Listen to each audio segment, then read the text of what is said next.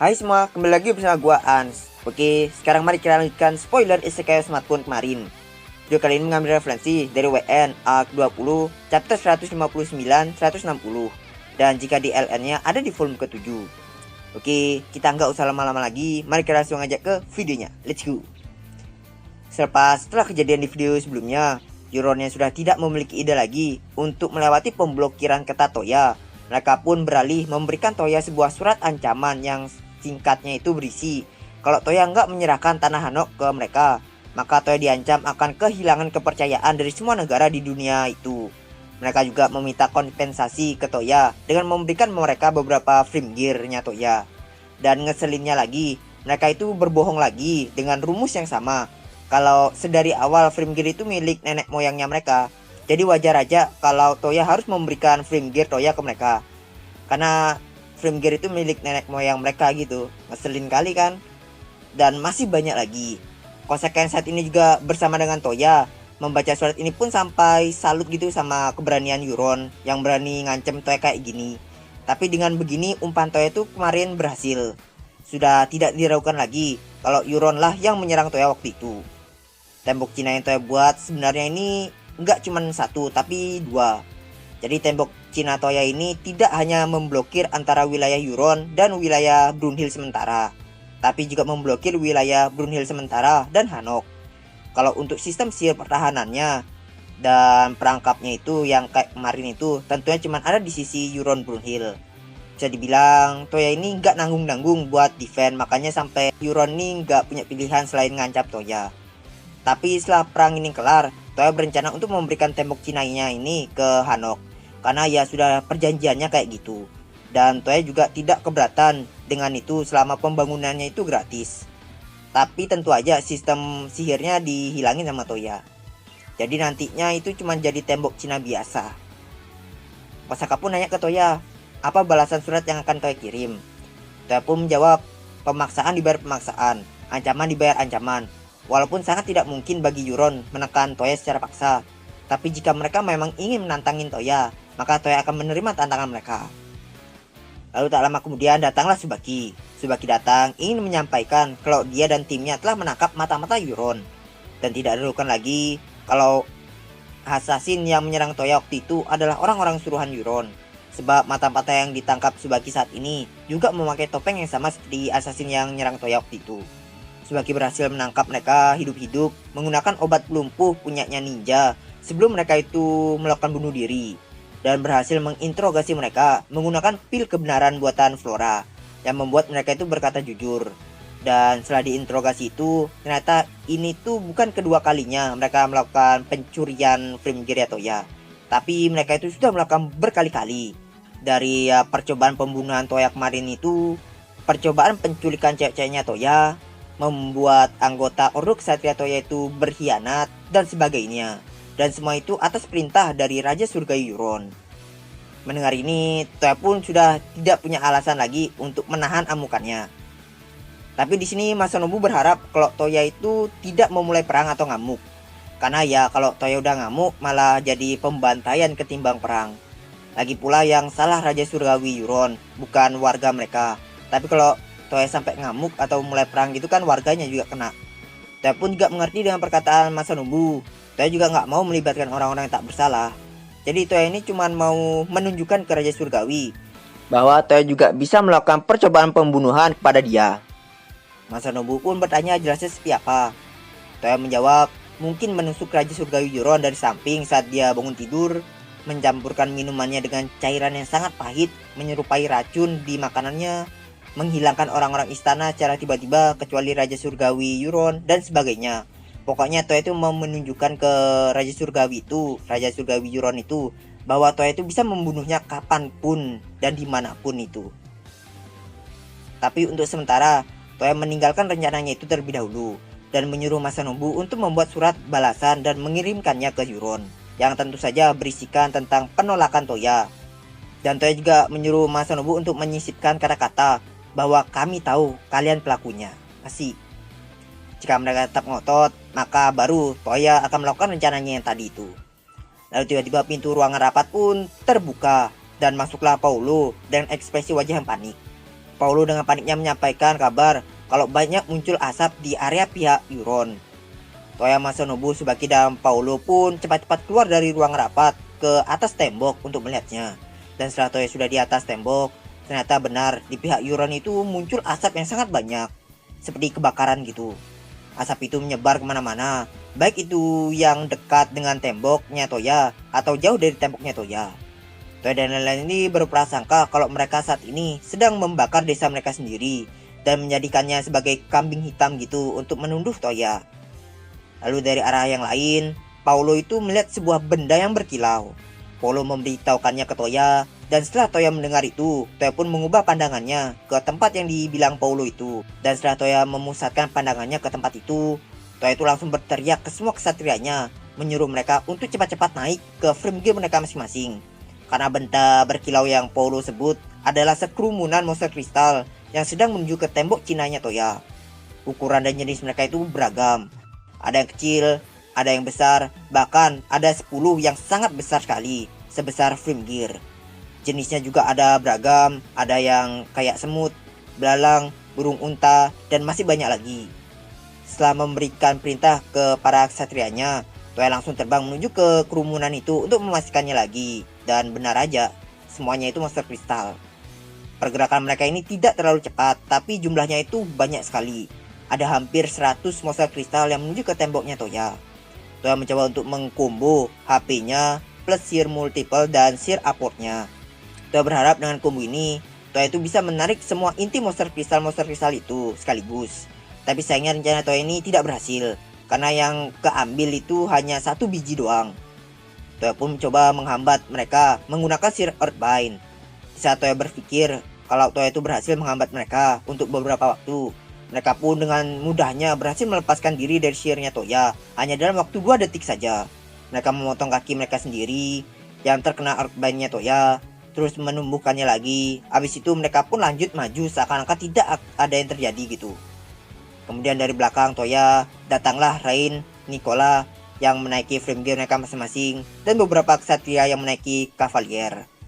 Sedangkan Norun dan beberapa ksatria lainnya, mereka itu sudah standby di depan tembok sambil menaiki frame gear mereka masing-masing untuk melindungi tembok. Toya terbang menuju ke sampingnya Rain dan memberikannya instruksi untuk menyerang yang besar saja. Sedangkan untuk yang kecil, Toya sendiri yang akan urus. Toya juga memberitahukannya tentang kelemahan dan kekuatan regenerasi monster kristal. Setelah memberitahukannya itu, Toya juga menyuruh Rain untuk memberitahukan instruksi ini ke yang lainnya. Rain pun menerima instruksi itu, lalu setelah memberikan instruksi ke Rain dan setelah mendengar jawabannya Rain, Toya mengambil pedang besar yang terbuat dari material monster kristal dari storage-nya, yang panjangnya itu 2 meter dan lebarnya 30 cm. Toya dengan kedua tangannya, Toya pun mulai bersiap-siap. Setelah itu Toya pun langsung menerjang ke arah kerumunan monster kristal tadi. Sambil mengincar inti para monster kristal yang berukuran kecil atau kelas rendah, Toya memotong inti-inti mereka dengan sangat mudah. Satu demi satu Toya berhasil mengalahkan monster kristal kelas rendah itu.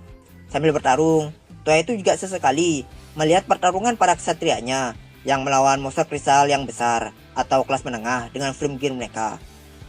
Para ksatrianya Toya yang berada di garis depan yang sama seperti Toya, mereka semua itu berhasil seimbang melawan monster kristal yang ada di hadapan mereka.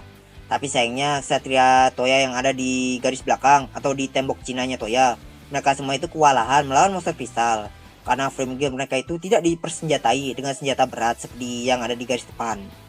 Tapi untungnya di sana itu masih ada Nicola, yang satu-satunya di garis belakang yang dipersenjatai dengan senjata berat. Jadi pada akhirnya kondisi mereka itu masih menguntungkan, dan mereka itu berhasil mengalahkan para monster kristal yang ada di garis belakang. Dan setelah itu mereka pun berkumpul untuk membantu yang ada di garis depan. Untuk sejauh ini mereka itu bertarung sendiri-sendiri gitu, para ksatria Toya.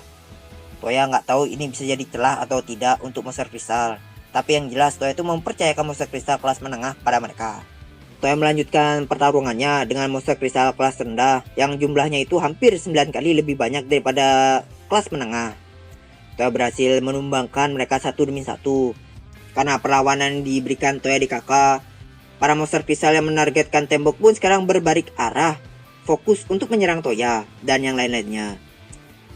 Toya berpikir mungkin mereka itu mengakui kekuatan Toya di kakak, jadi mereka itu mau membereskan Toya di kakak terlebih dahulu. Dan menurut Toya, ini itu bisa menjadi titik kelemahan mereka.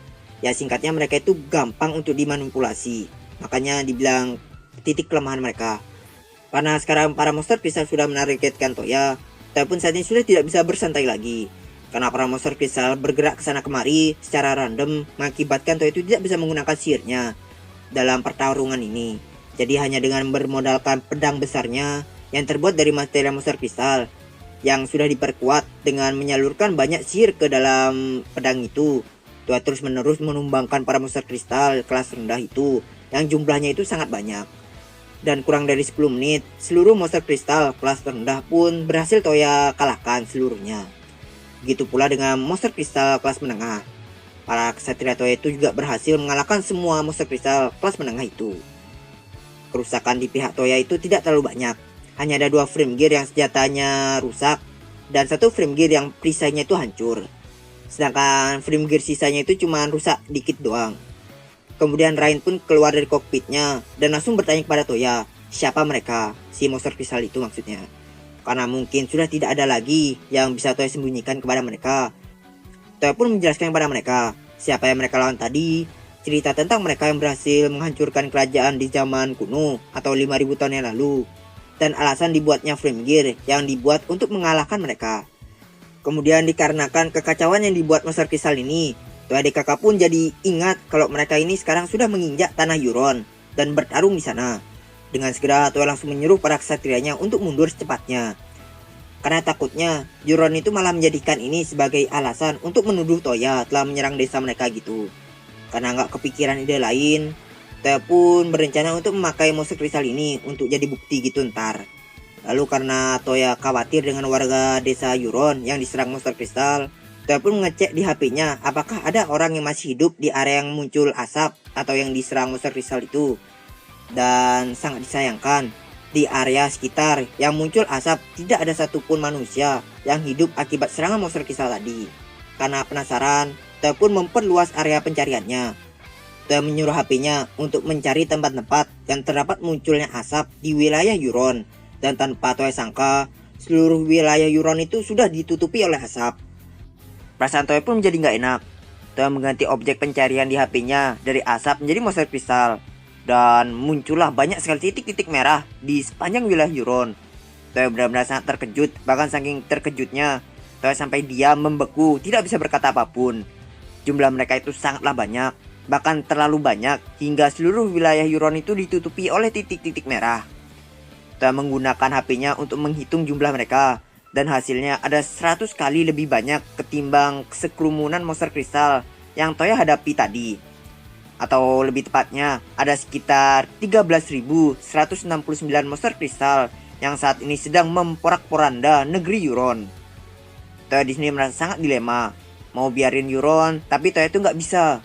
Dan walaupun Toya itu membantu Euron, itu akan membutuhkan waktu yang sangat lama. Yang ada malah warga Euron itu terbantai duluan sebelum Toya itu berhasil menghabisi monster kristal. Lalu tiba-tiba datanglah Anne dari belakang Toya, yang entah dari mana itu muncul, menyapa Toya gitu. Dengan tersenyum lebar, Anne berjalan mendekati Toya. Sambil berjalan mendekati Toya, Anne tuh juga melihat Shining Count yang saat ini berada di belakang Toya. Karena penasaran, Anne pun bertanya ke Toya, apakah Toya membuat robot itu, dan apakah dia itu bisa mengendarainya. Tapi dikarenakan kondisi Toya ini lagi panik, Toya pun mengesampingkan pertanyaan Anne itu, dan malah bertanya balik kepada Anne, kenapa ada banyak sekali monster kristal yang muncul.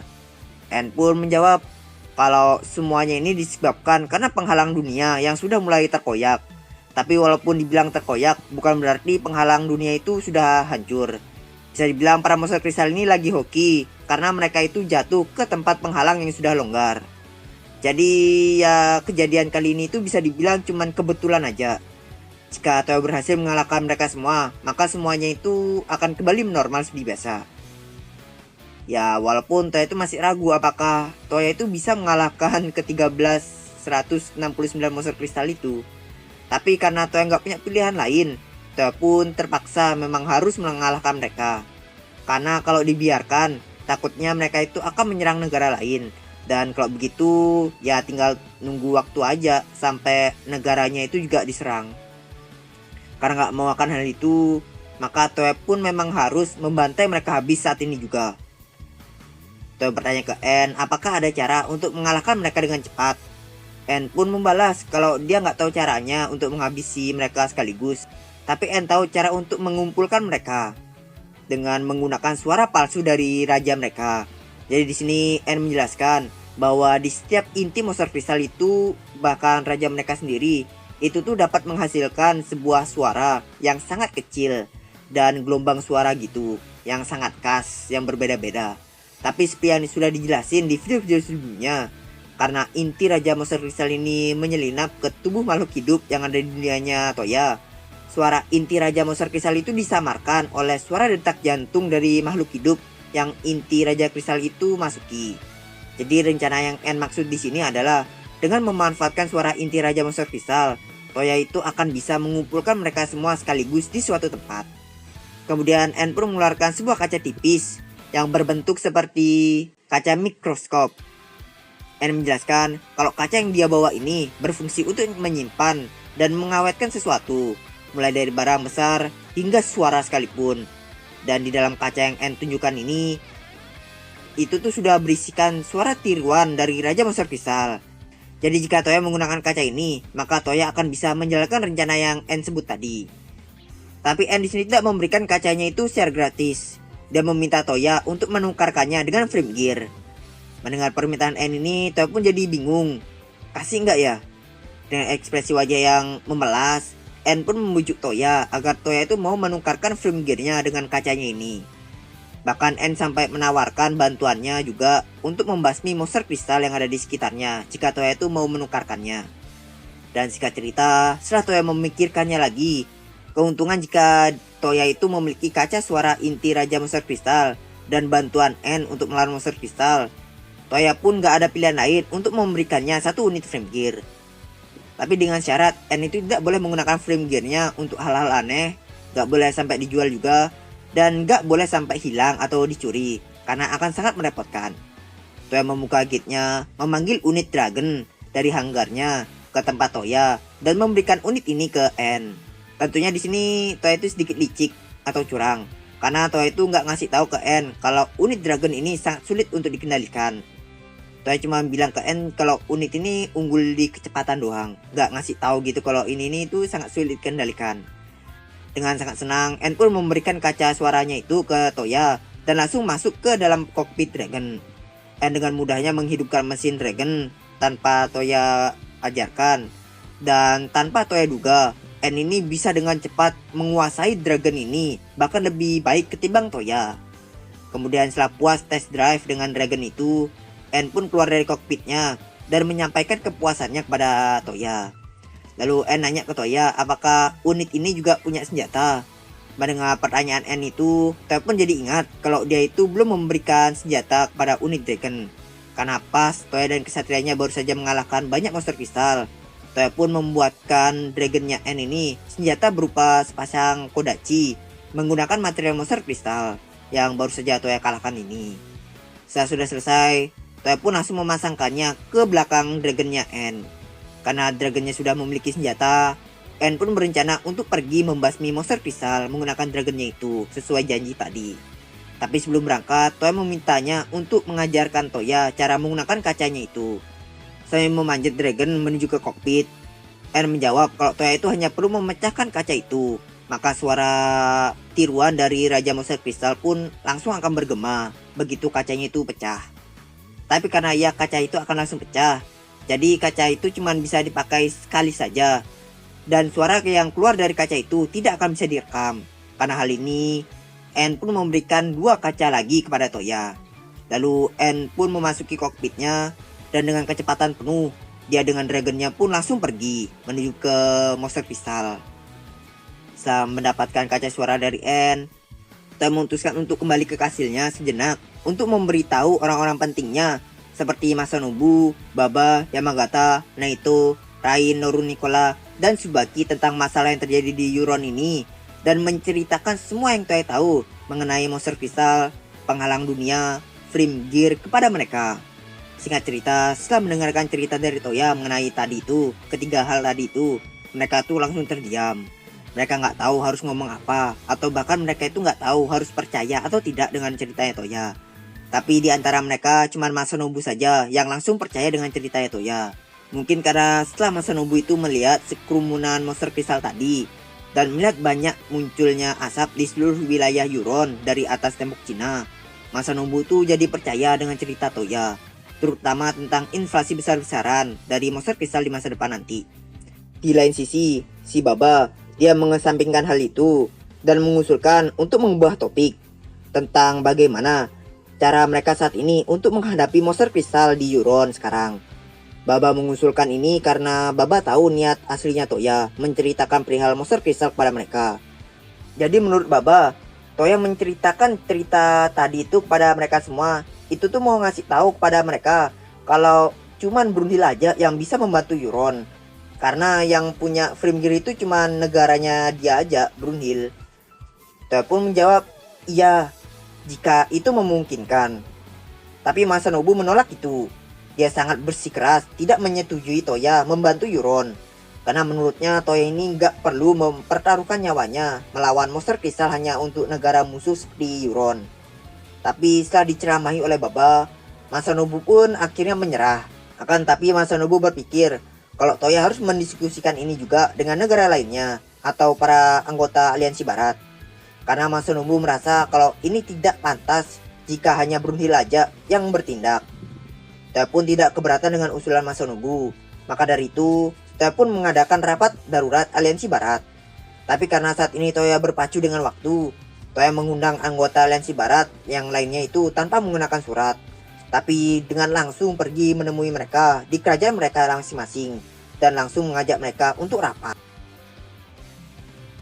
Oke, sekian dulu untuk chapter kali ini. Kita akan lanjutkan chapter selanjutnya di video selanjutnya. Maaf jika ada salah kata atau informasi. Makasih bagi yang sudah nonton. See you next video and bye bye.